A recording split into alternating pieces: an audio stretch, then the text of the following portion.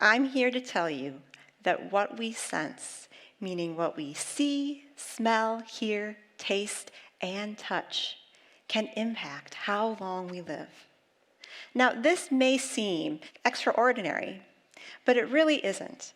Let's say that you wake up one morning and are trying to decide whether to go to an amusement park.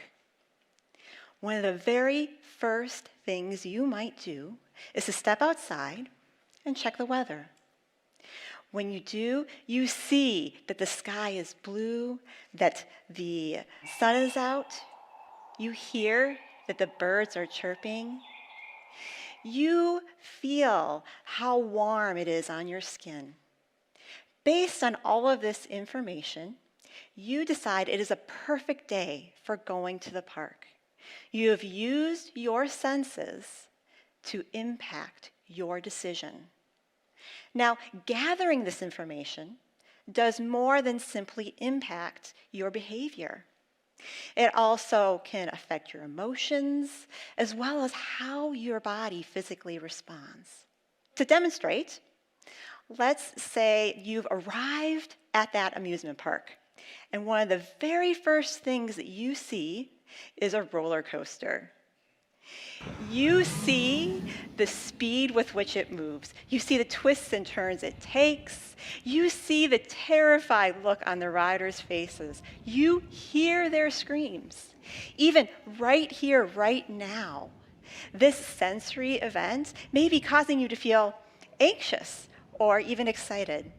Feelings that are associated with butterflies in your stomach, a racing heartbeat, even sweating palms.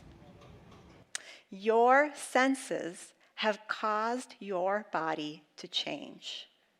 This is an example of how a very short sensory perceptive event can impact you. What do you imagine a much longer sensory event might do to you? This is the question that I am interested in addressing. And what scientists like me have discovered is that prolonged sensory events can impact the lifespan of an animal. This has been shown with worms, flies, mice. When you expose them to pheromones, it impacts how long they live. Now, at this point, you might be asking yourself, what does a worm, a fly, or a mouse have to do with me? I would argue more than you realize. The genes or genetic material that you find within a worm or within a fly, that is approximately 60 to 75% similar to our own. This increases to 85% if we compare ourselves to a mouse.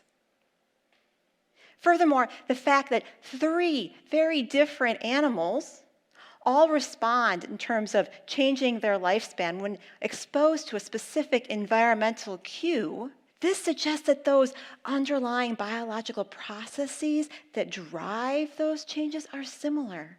Therefore, there is every reason to believe that environmental cues impact our own very human aging process. In order to study environmental cues and how they impact lifespan, our lab has decided to focus on the nervous system. Now, why the nervous system? Well, we can think of the nervous system as a communication hub. It's responsible for gathering that sensory information, for processing it, and then for causing those bodily changes that occur. Furthermore, to do this research, we need to control the environment that an animal is in for its entire life.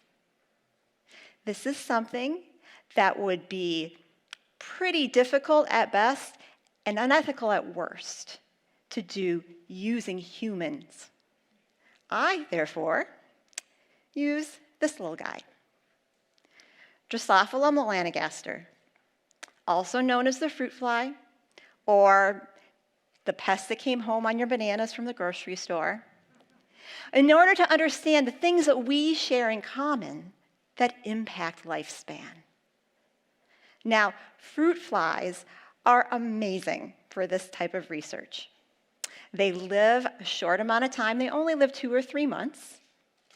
They have a brain and a central nervous system. And we can easily activate or inhibit specific neuron cells or even the activities of specific molecules in order to see how these changes impact how long the animal lives. Now, I am the first to admit that my belief of how great it is to work with fruit flies is biased. But that's because I'm a fly girl.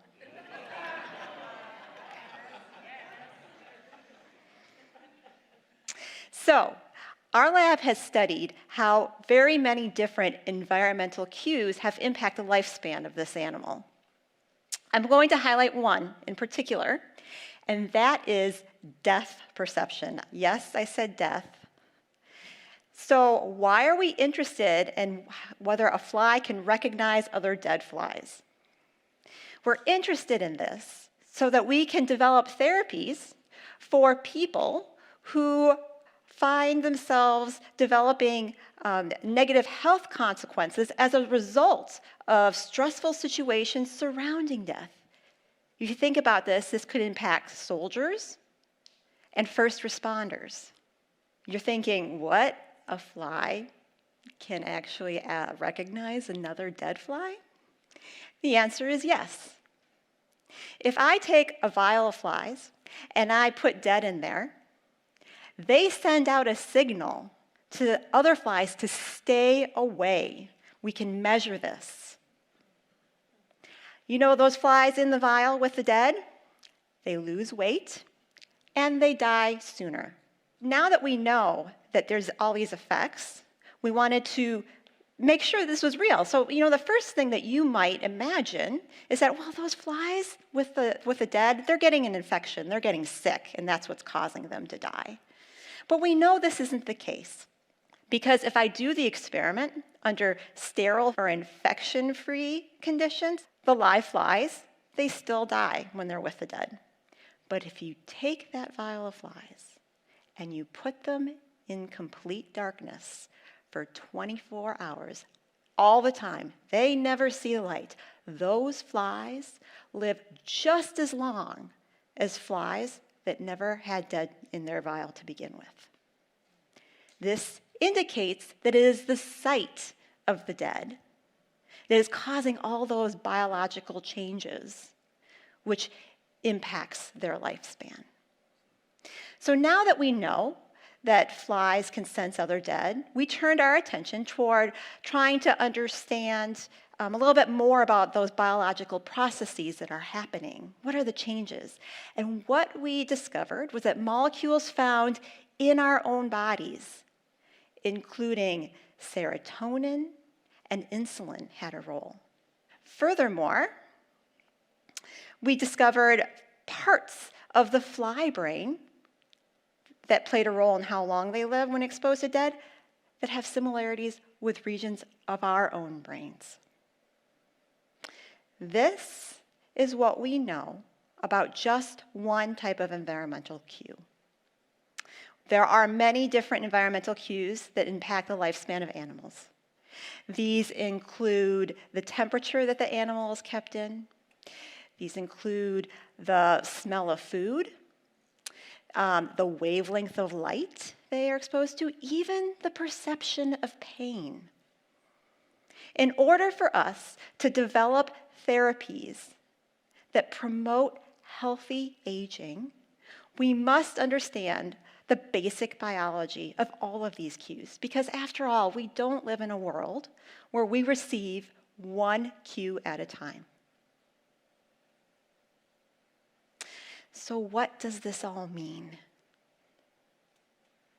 I would love nothing more than to be able to tell you that you should expose yourself to this environmental cue, you should avoid that one in order to live your longest, healthiest life.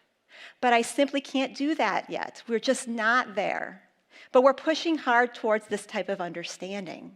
And we're going to do it with these little guys. After all, 6 Nobel Prizes have been won based on work with Drosophila that impacts the biology and helps us all, including worms, flies, mice, and yes, humans.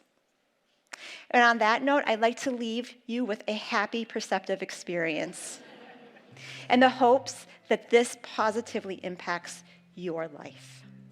Thank you.